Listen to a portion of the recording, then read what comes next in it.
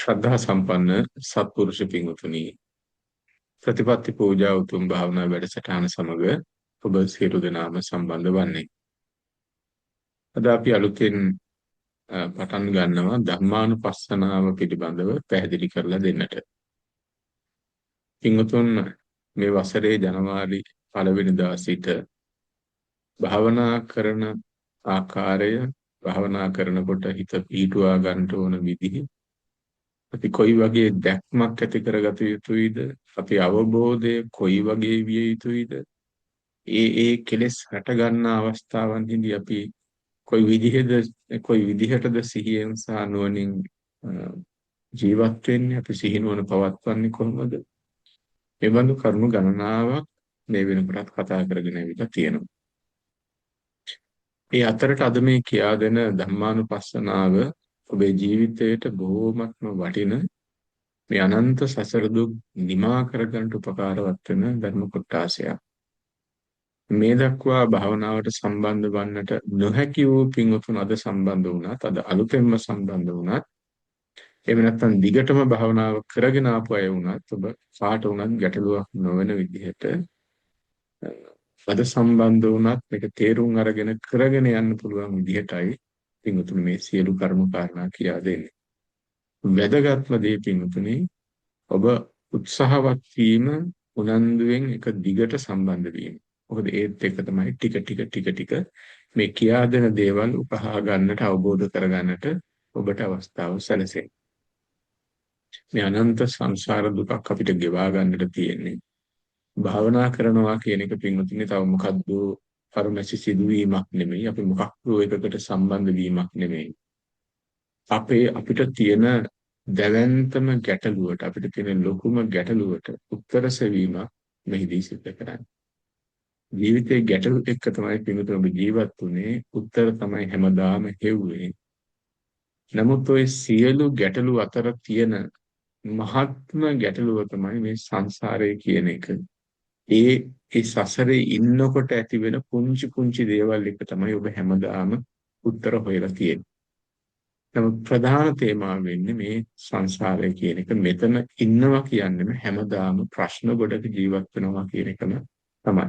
ප්‍රශ්න වලින් නිදහස් වීමක් ලැබෙන්නේ මේ අනන්ත සංසාරේ ඉන්නකොට. ඒතර අපිට තියෙන බරපතලම ප්‍රශ්නේ, අපි විසඳාගත යුතුම කාරණාව තමයි කොහොමද මේ සංසාරයෙන් නිදහස් වෙන්නේ? අපේ චිත්තසංතානයන් පිරිසිදු කරගන්නේ කොහොමද? මොන විදිහේ දැනුමක්, මොන විදිහේ අවබෝධයක් ඇතුව මේ සංසාරයෙන් එතරවන්න පුළුවන්ද? ඒ සඳහා තියෙන ක්‍රමවේදයන් මොනවාද? ප්‍රායෝගිකව තියෙන ප්‍රශ්න මොනවාද? මෙන්න මේ ටික තමයි පින්වතුනි අපි විශේෂයෙන් අවධානය යොමු කරලා දැන අවබෝධ කරගන්නට තියෙන්නේ. ඒ නිසා මතක තබා ගන්න, ඔබ භාවනා වැඩසටහනට සම්බන්ධ වෙනවා කියලා කියන්නේ තව මොකද්ද එකක් කරන්නට උත්සාහවත් වෙනවා නෙමෙයි. ඔබට තියෙන ලොකුම ප්‍රශ්නය විසඳ ගන්න වෑයම් කරනවා කියන එකයි. ඉතින් ඒ සඳහා සුදුසුම කාලය මේ බුද්ධෝත්පාද කාලය. ඔබ ලබාගත් මනුෂ්‍ය ජීවිතය, මේ ලැබෙන කල්යාණ මිත්‍ර සේවනය, ක්ෂණ සම්පත්තිය, හිතන්න තරම් ඔබට තියෙන නුවණ, මේ ධර්මයේ ලැබෙන වටපිටාව, මේ සියල්ල ලැබිච්ච වෙලාවේ අපි තවත් ප්‍රමාද වන්නට නම් සුදුසු නැහැ. සා කොහොම හරි වැටි නැගිට හරි මගේ හිත හදාගෙන සසරෙන් නිදහස් වෙනවා කියන බලවත් අදිෂ්ඨානය ඇතුව ඔබ හැමදෙනාම සම්බන්ධ වන්නට ඕනේ. පින්වත්නි, ධම්මානුපස්සනාව හෝ වේවා, කවර භාවනාවකින් හෝ ඔබ මේ නිවන අවබෝධ කරගන්නට නම් වෑයම් කරන්න. එසේ වූ ඔබ තේරුම් ගත යුතු කරුණු කිහිපයක් තියෙනවා. මතක තියාගන්න පින්වතුනි, ඉතින් මේ හිතක් හදන්න භාවනා කරනවා කියලා කියන්නේ මේක පාර හිත හිස් කරගෙන, එහෙම නැත්නම් මොකද්ද අමුතු මේ හිතේ අත්දැකීමක් ලබාගෙන, මේ తాවකාලික අදහසක, తాවකාලික අරමුණක රැවටෙන්න දරන උත්සාහයක් නෙමෙයි. ඒක හොඳට මතක තියාගන්න පින්වතුනි. අපේ බොහෝ දෙනෙක් වරද්ද ගන්න දේවල්.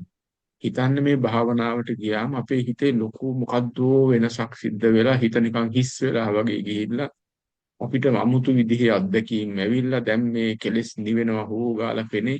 ඒක අමුතු චිත්‍රම වාගෙන ඉන්නවා. පිටුතුනේ එහෙම මනක් කල්පිත දේවල් වල නෙමෙයි. ඔබ ප්‍රායෝගික ජීවිතය තුළ ඉඳලා භාවනාව සමග සම්බන්ධ වෙනවා. භාවනාව ගැන හිතනකොට වඩා ප්‍රායෝගිකව හිතන්න. අපිට අවශ්‍ය වෙන්නේ පිටුතුනේ හිත පිරිසිදු කරගන්න. මොකද මේ හිතවල තියෙන රාග, ద్వේෂ, මෝහ එහෙම නැත්නම් පංච නීවරණ ධර්ම විවිධ කෙලෙස් මේව පවතින තුරාවට සංසාරයට උත්තරයක් නෑ. මේ කෙලෙස් ටික නිවා ගන්නයි තියෙන්නේ. ඒතර කෙලෙස් නිවන්න හදනකොට ඒ කෙලෙස් අවබෝධ කරගන්නට ඕන. සිහියෙන් නුවණින් ඒව දැන තේරුම් අරගන්නට ඕන. වීරයෙන් ඒව ප්‍රහාණය කරන්නට තියෙනවා. හොඳ ධර්මඥානයක් අවශ්‍ය අපිට ක්ලේශ ප්‍රහාණයට. ඒ වගේ පින්වතුනි මේ ප්‍රායෝගික වැඩපිළිවෙලක් තියෙනවා. අන්න ඒ වැඩපිළිවෙලේ ඉන්නකොට තමයි අපිට කෙලෙස් දුරු කරගන්න පුළුවන්කම ලැබෙන්නේ. ඉතා සරලව හිතන්න ඔබේ ගෙදර අවුල් වෙලා නම් මේකේ කුණු බැඳිලා මකුළු බැඳිලා අපවිත්‍ර වෙලා සත්තු සර්පය ඇවිල්ලා දැන් ඔබ කරන්න තියෙන්නේ මොකද? 아무තු සිහිනමව ඉන්න එකද? නෑ පින්වතුනි ප්‍රායෝගිකව ඔබ කොස්සක් ඉදලක් අරගෙන දැන් සුද්ධ පවිත්‍ර කරන තැන ඉඳලා සෝදා පිරිසුදු කරන තැන ඉඳලා මේ ටික ප්‍රායෝගිකව කරන්න ඕනනේ. එහෙම නැතු 아무තු මේ හීනමම ඉඳලා හරියන්නේ නෑනේ. ඔය කතාවමයි පින්වතුනි හිතක් හදන වැඩ පිළිවෙල තුලදිත් ඔබට තියෙන්නේ. ඒකෙදි පළවෙනිම අංගය තමයි සිහිය කියන එක. දෙවෙනි එක තමයි සම්‍යක් ප්‍රඥාව. තුන්වෙනි එක තමයි වීරිය කියන්නේ. සිහිය, සම්‍යක් ප්‍රඥාවක්, වීරියක්. මොනවද පින්වතුනි මේ? සති සම්බොජ්ජංගය, ධම්මවිචේ සම්බොජ්ජංගය, විරිය සම්බොජ්ජංගය. මෙන්න මේ බොජ්ජංග තුනයි අපි දියුණු කරන්නට ඕන. මේ ටික දියුණු කරගෙන යනකොට කෙලස් ටික දුර වෙලා යනවා. එහෙනම් පළවෙනි එක තේරුම් අරගන්න සිහිය කියන එක. මතක තියාගන්න පිටුතුනේ සිහිය කියලා කියන්නේ එකපාර කෙලස් දුර වෙන තැනම නෙමෙයි. සිහියේ පළමුවෙනි අදියරින් ඔබ කරන්නේ ක්ලේශ ආරම්මණය හරියට හඳුනා ගන්න එකයි. කෙලස් ආරම්මන හරියට හසු කරගන්නවා. සම්‍යක් ප්‍රඥාව දෙවෙනි අංගය. ඒකෙන් කරන්නේ කෙලස් ටික ප්‍රහාණය කරන ඥානය දියුණු කරන්නේ. නුවණින් අර ක්ලේශ ආරම්මණය දකිනවා. වීරියෙන් කරන්නේ මේ සිහිය නුවණ පවත්වාගෙන යන්නට සිතට ජවය ලබා දීම. හරියට පින්වතුනි වෛද්‍යවරයෙකුට එකපාර රෝග විනිශ්චය කරගන්න විදිහක් නැති නිසා ස්කෑන් එකක් කරලා ඒ අවශ්‍ය පිටපත් ටික ලබා ගන්නවා. පින්තූරය ලබා ගන්න. සිහියෙන් කරන්නේ අරමුණ හරියට අරමුණේ පින්තූරය ලබා ගත්තා වගේ. වෙනදට කල්පනාවක් නෑ ඔබට හිතෙන්නේ මොනවද කියලාවත්.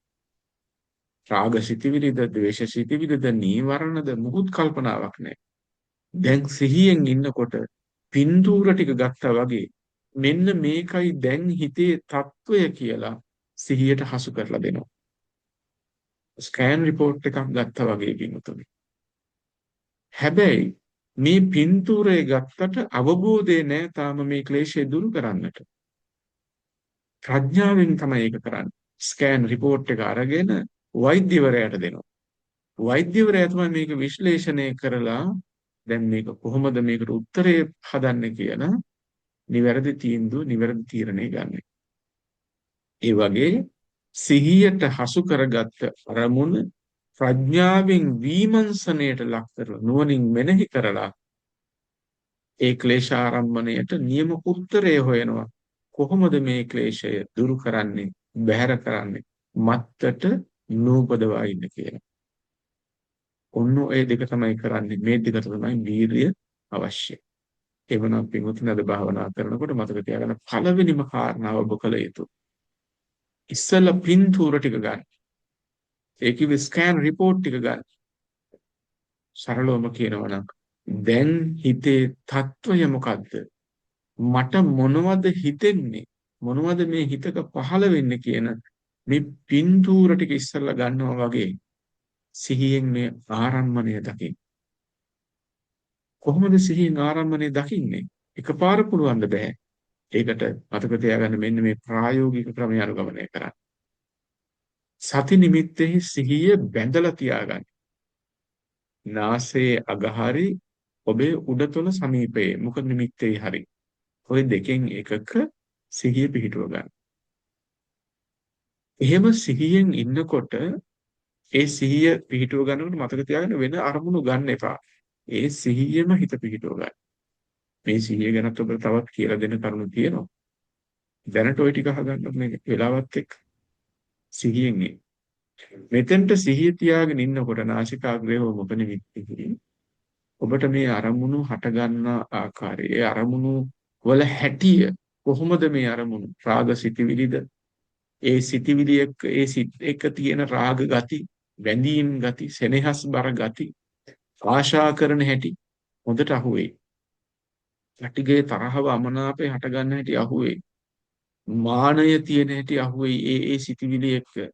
ඊර්ෂ්‍යාව හට ගන්න හැටි, ಗುಣමකුකම්, උහකකම්, දැඩිකම්, මෝහයෙන් වැහිච්ච ගති, මේ විවිධ ලක්ෂණ පේන්න ගනී පිංගුතුනේ. එක එක පින්තූර සිහියටයි හසු වෙන්නේ.